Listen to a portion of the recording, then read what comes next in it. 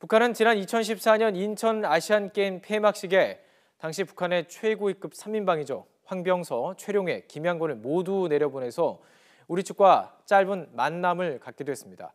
그런 만큼 북한이 만약 이번 평창올림픽에 참가할 경우 어떤 인물이 대표단을 이끌지도 관심입니다. 황혜경 기자가 보도합니다.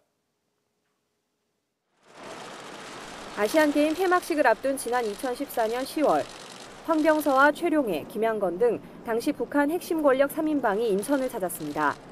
이들은 당시 김관진 국가안보실장, 류길재 통일부 장관 등과 오찬을 함께하면서 남북관계에 전환점이 마련되는 게 아니냐는 추측을 낳았습니다.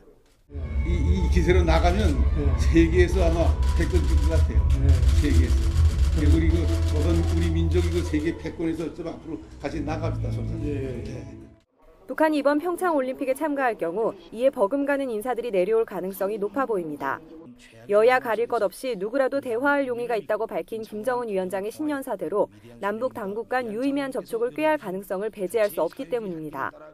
순수 스포츠 교류에만 머물 경우 최근에 국가체육지도위원장에 발탁된 최휘 노동당 부위원장이 대표단을 이끌 것으로 보입니다. 전임자 최룡해 역시 국가체육지도위원장 자격으로 지난 2016년 브라질 하계올림픽에 북한 대표단을 이끌고 참석했습니다.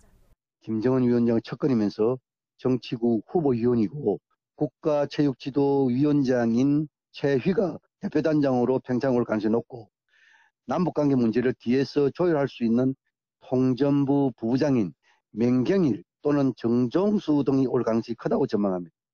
또 참가 효과를 극대화하기 위해 여동생 김여정이 대표단에 포함되는 경우도 생각해 볼 수 있지만 김정은 일가가 남북 접촉에 직접 나설 가능성은 그리 크지 않아 보입니다. 무엇보다 앞으로 다양한 참가 조건이 예상된다는 점에서 올림픽 참가의 최종 결정과 북측 대표단의 성격도 여기에 영향을 받을 가능성이 높을 것으로 관측됩니다.